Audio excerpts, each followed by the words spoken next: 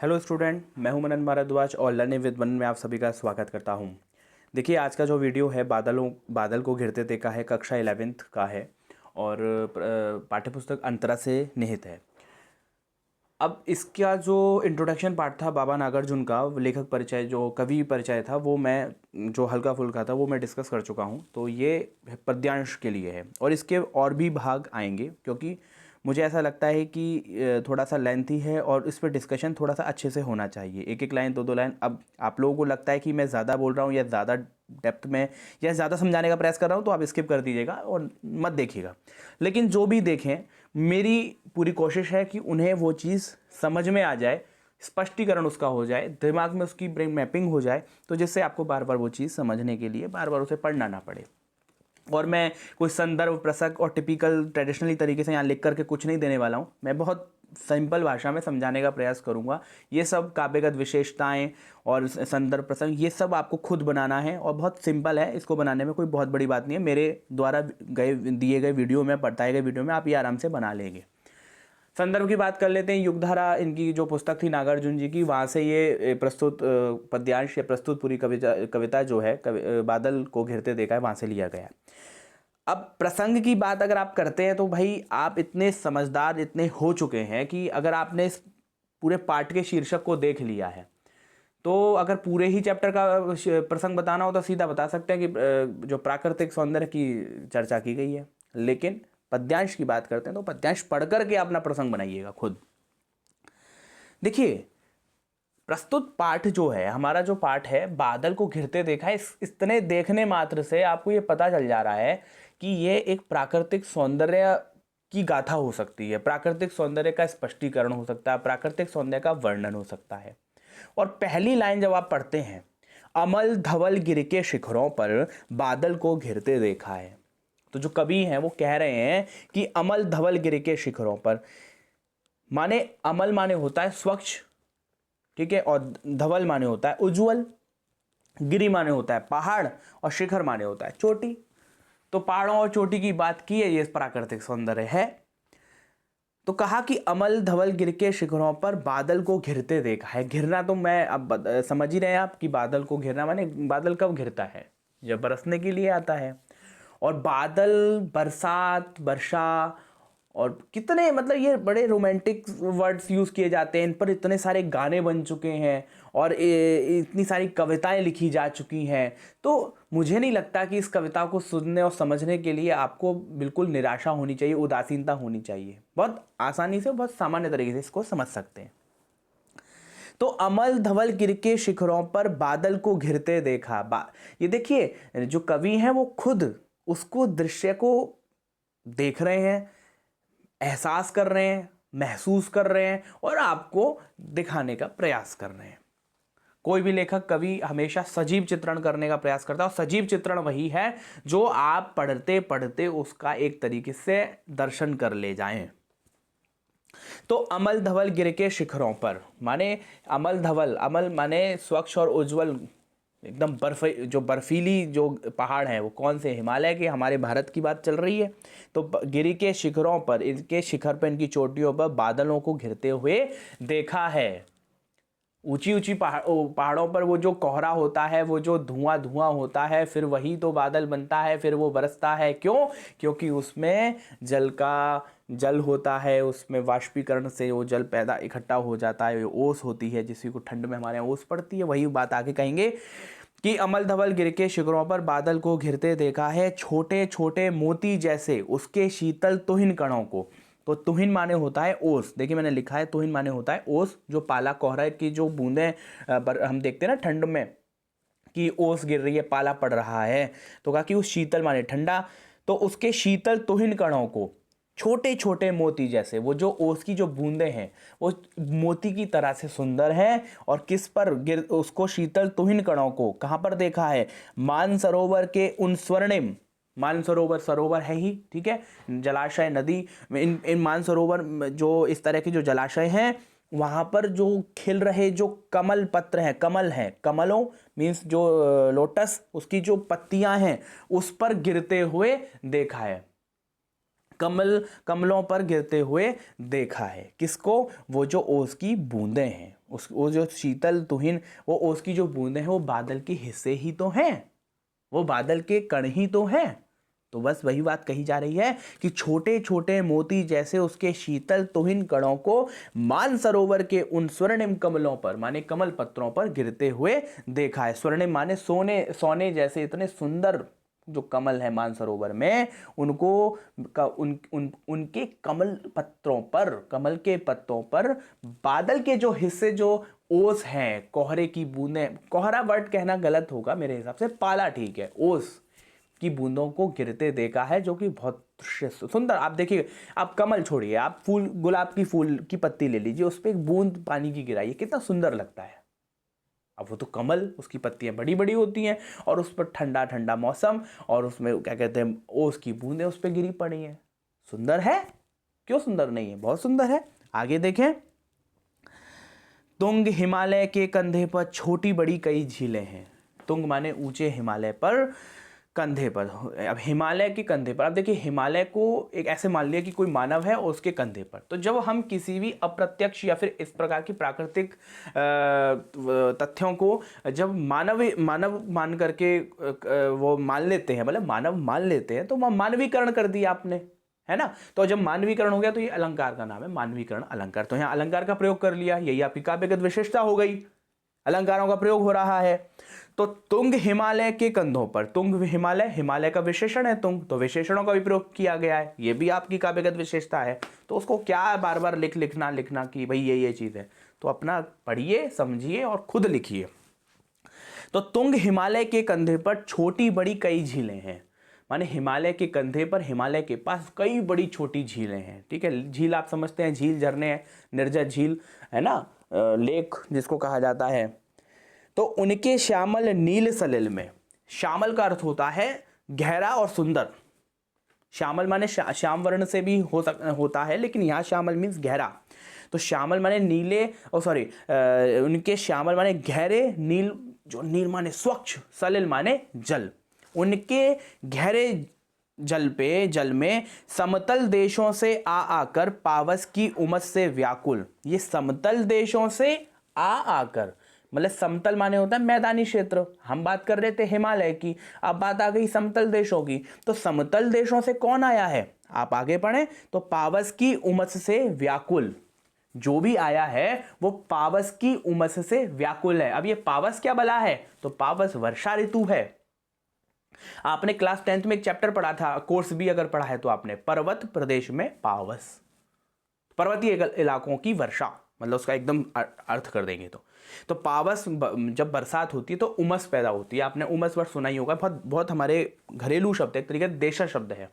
वो जो बारिश हो जाने के बाद एकदम भभका सा जो जमीन से हो जाता है और एटमॉस्फेयर में मच्छर हो जाते हैं, छोटे छोटे पेड़ पौधे हो, कीट पतंग हो जाते हैं, वो उमस की वजह से होते हैं। तो यही बात कही कि पावस की उमस से व्याकुल, वर्षा ऋतु की उमस से परेशान होकर के ये जो है समतल देशों से आकर, ये जो आ रहे हैं वो समतल देशों से आए हैं। क्यों आए हैं, वर्षा ऋतु की उमस से व्याकुल होकर के आए हैं। कौन है ये, तो देखो बीच वाली लाइन, तिक्त मधुर विषतंतु खोजते। और ये क्या कर रहे हैं आकर के, तिक्त माने कड़वे, मधुर माने मीठे, विषतंतु माने तंतु। अब तंतु क्या है मैं बता रहा हूं, लेकिन ये किसके बारे में बात चल रही है, हंसों को तिरते देखा है। तो ये जो आए हैं वो हंस हैं, हंस के जोड़े हैं, हंस के ये जोड़े हैं। और ये क्यों आए हैं, तो हंस के जोड़े क्यों आए हैं, पावस की उमस से परेशान होकर के, जो मैदानी इलाकों में है। और ये क्या करते हुए कवि इनको देख रहा है कि ये विषतंतु खोज रहे हैं। विषतंतु का मतलब होता है तंतु। अब तंतु ये हिंदी का शब्द है, आपने तंतु जंतु, तो तंतु का क्या होता है, तंतु माने होता है फिलामेंट, फिलामेंट होता है। फिलामेंट क्या होता है, रेशे, जो हमारे नेचुरल फिलामेंट के, वैसे फिलामेंट को फाइबर भी बोलते हैं, लेकिन नेचुरल फिलामेंट क्या होता है, जो पेड़ पौधे होते हैं उनमें आप उनको तोड़ते हैं या उनके पत्तियों को में रेशे निकलते हैं, और ये रेशे कमल के पत्तों में या कमल में बहुत ज़्यादा होते हैं। कमल नाल मीन्स कमल की लकड़ी, जो कमल जिसमें पैदा होता है, उत्पन्न होता है, उसको कमल नाल, कमल की लकड़ी में बहुत होते हैं। तो ये हंस जो हैं उस खट्टे कड़वे मीठे विषतंतु को खोजते हुए वहाँ पे ये खोज रहे हैं, और जो कवि हैं उसी बात को लिखते हैं कि तिक्त मधुर विषतंतु को खोजते हंसों को तैरते देखा है। हंस तैरते हुए इन सबको खोज रहे हैं खाने के लिए। उसको क्या है ना, हंस खाता है, फाइबर मिलता है उसको वहाँ से, फ्लाइमेंट बोलते हैं उसको रेशे को, ठीक है। तो तंतुकार समझ लीजिएगा, बड़ा इंपॉर्टेंट है इस पूरी कविता को समझने के लिए, नहीं तो आप कहेंगे कि ये क्या बला है विषतंतु। तो फ्लाइमेंट जो होते हैं वो विषतंतु हैं, और ये लगभग कई पेड़ पौधों में होते हैं। कुछ में ज़्यादा होते हैं, कुछ में कम होते हैं। तो ये कमल में एक तरीके से ज़्यादा होते हैं, ठीक है। समझ आ रहा होगा, आशा करता हूँ, ठीक है। तो फिर से एक तरह समरअप कर देता हूँ, इसको समराइज कर देता हूँ कि समतल देशों से, मतलब जो मैदानी इलाकों से जो हंस व्याकुल होकर के आ जाते हैं, क्योंकि ठंडे इलाके में और अच्छे एटमॉस्फेयर में रहना पसंद करते हैं। तो ये तैरते हुए धीरे धीरे हिमालय की झीलों में आ जाते हैं, और वहाँ पे तिक्त मधुर विषतंतु खोजते हैं। और ऐसे तिक्त माने बताया मैंने, कड़वा, खट्टा, मीठा, और इस तरह से तिक्त मधुर होता है। मधुर भी हो, यहाँ थोड़ा सा गलत हो गया, तिक्त माने मधुर नहीं होता है ना, गलत लिख दिया। खट्टा कड़वा एक तरीके से होगा। तो खट्टा मीठा विषतंतु खोजते हैं ये। और विषतंतु मैंने आपको बताया फ्लाइमेंट होता है, एक तरीके का रेशा, फाइबर जिसको कहते हैं, लेकिन नेचुरल फ्लाइमेंट, ठीक है। तो ये उनको कमल नाल में मिलता है। कमल नाल क्या है, कमल की लकड़ी जिससे कमल उत्पन्न होता है, उसमें ये ज़्यादा इसकी खोजबीन करते रहते हैं। ऐसे ही उस दृश्य को लिखा कि ऐसे ही हंसों को तैरते देखा, बादल को घिरते देखा। ये तो हमारी मुख्य लाइन है ही। आगे बढ़ते हैं। अब देखिए कवि क्या है, अब वसंत ऋतु की तरफ चलता है, कि मतलब वसंत ऋतु का ही एटमॉस्फेयर है, दृश्य है। फिर कहते हैं कि ऋतु वसंत का सुप्रभात था, ठीक है। वसंत ऋतु थी और उसका सुप्रभात था। सुप्रभात मीन्स अच्छी बेला, सवेरा था। और सवेरे का जो दृश्य है, सवेरे में क्या है कि मंद मंद था अनिल बह रहा। तो बहुत धीरे धीरे जो है, अनिल माने पवन, माने हवाएं बह रही हैं, धीरे धीरे हवाएं बह रही हैं, है ना। ऐसे आपने बड़े बड़े मतलब सुना होगा डायलॉग्स में, फिल्मों में और चित्रों में। भले ही कविताएं इतनी कहाँ लोग पढ़ते हैं, लेकिन ये सब तो गानों में सुना ही होगा ना, तो उस चीज़ को समझ लीजिए तो ये याद रह जाएगा आपको। तो मंद मंदता अनिल बह रहा, धीरे धीरे गए ना, हवाएं बह रही हैं। और बालारुण की मृदु किरणें थी। बालारुण क्या होता है, बाल अरुण, अरुण माने होता है सूर्य, बाल माने होता है छोटा। तो जब सूर्य एकदम उग ही रहा होता है तो उसकी जो किरणें होती है वो बहुत मीठी मीठी होती है। मृदु लिखा है ना, मैं नहीं कह रहा, लिखा हुआ है। मृदु माने होता है मीठी। तो बालारुण की मृदु किरणें थी, ठीक है। दृश्य देखिए, मंद मंद तो अनिल बह रही हैं और बालारुण की मृदु किरणें हैं। तो जो सवेरे का जो सूर्य है उसकी जो किरणें हैं बहुत मीठी मीठी किरणें हैं, और हमारे शरीर के लिए बहुत अच्छी होती है। तो वो कहाँ है, अगल बगल स्वर्णिम शिखर थे। और अगल बगल आसपास जो है वो स्वर्णिम शिखर थे, सोने जैसे सुंदर एकदम जो शिखर है उन पर जो वो रोशनी पड़ रही है तो वो स्वर्णिम सोने जैसी सुंदर लग रही हैं, ठीक है। कभी पहाड़ी इलाकों में जाएंगे तो देखेंगे दूर से जो रोशनी पड़ती है तो सोने जैसी एकदम, शाम को तो लाल जैसी होती है, सुबह पीली पीली शुरुआती जो होती है वो सुंदर लगती है। अब देखिए इसमें अब आप आगे जो लाइन है वो आपको बहुत ध्यान से समझनी है। एक दूसरे से विरहित हो माने एक दूसरे से अलग हो। अब ये अलग हो जाने वाली बात कहाँ से आ गई, अलग अलग रहकर ही जिनको सारी रात बितानी होती। अब इस सबसे पहले उन पूरी 2-3 लाइनों को पढ़ लीजिए, तभी ये पूरी बात समझ में आएगी कि निशाकाल से चिर अभिशापित बेबस उस चकवा चकई। अब ये चकवा चकई क्या है, तो चकवा चकई को समझ लीजिए रूडी शेल्टक, ठीक है। ये एक प्रकार का पक्षी है। इसकी बारे में सुन लीजिए कि साहित्यिक और पौराणिक कहानी ये है कि ये जो पक्षी हैं, ये जो इनको लव बर्ड्स भी कहते हैं, क्यों कहते हैं सुन लीजिएगा। कि ये रात वैसे साथ रहते हैं दिन भर, लेकिन शाम होते होते, रात होते होते ये अलग हो जाते हैं। अब ये कैसी वैज्ञानिक कोई इस पर कोई पुष्टि नहीं है, कोई साइंटिफिक इसका रीज़न नहीं है। ये सिर्फ साहित्यिक परिकल्पना है, साहित्यिक कल्पना है, इमेजिनेशन है। ये इस बारे में मैं बहुत ज़्यादा नहीं बोल सकता, लेकिन जितनी भी रचनाएं लिखी जाती हैं तो चकवा चकई का उदाहरण बहुत दिया जाता है। और ये चांद का बहुत प्रिय होता है, चंद्रमा को देखता है। और रात में जब ये नर मादा जो अलग हो जाती हैं, मतलब जैसे अक्सर ये क्या है, जलाशयों के किनारे होते हैं, जलाशय नदियों के किनारे होते हैं, तो तैरते तैरते इतना तैरते उस साइड चले जाते हैं, माने दूसरी साइड चले जाते हैं, और फिर ये अलग हो जाते हैं और फिर रात भर अपना चिल्लाते रहते हैं, एक दूसरे को आवाज़ देते रहते हैं। और जब सुबह मिलते हैं तो फिर एक दूसरे से मतलब कहते हैं प्रेम से बातें करते हैं, फिर प्रेम से लड़ाई लड़ते हैं। तो उसी दृश्य को नागार्जुन जी ने, बाबा नागार्जुन ने यहाँ पे प्रस्तुत किया है। ठीक है, अब जब तक ये सब मैं बात नहीं बताता तो आपको इसकी अगली लाइन आपको समझ नहीं आती। तो कहा कि एक दूसरे से विरहित हो, एक दूसरे से विरहित माने अलग होकर के, वियोग में जा करके, अलग अलग रहकर ही, जिनको माने जिनको अलग अलग ही रहना है और सारी रात बितानी होती, अलग अलग रह करके ही सारी रात बितानी है जिनको, निशा काल से चिर अभिशापित, चिर अभिशापित माने प्राचीन काल से ही रात्रि के लिए अलग होने का शाप जिनको प्राप्त हुआ है। ऐसे कौन है? बेबस उस चकवा चकई का। चकवा चकई मैंने बताया, रूडी शेल्डक बोलते हैं इनको, इंग्लिश में समझने के लिए आपकी फोटो ये लिखा हुआ है, बेबस उस चकवा चकई का बंद हुआ क्रंदन।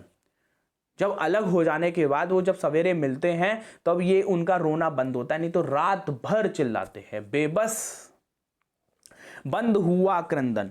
अब फिर उनमें उस महान सरोवर के तीरे, फिर वो कहाँ मिलते हैं? उसी उस सरोवर के तीरे, माने तीरे मीन्स तट पे, शैवालों की हरी दरी पर। कहाँ? शैवालों की हरी दरी। अब शैवाल क्या है भाई?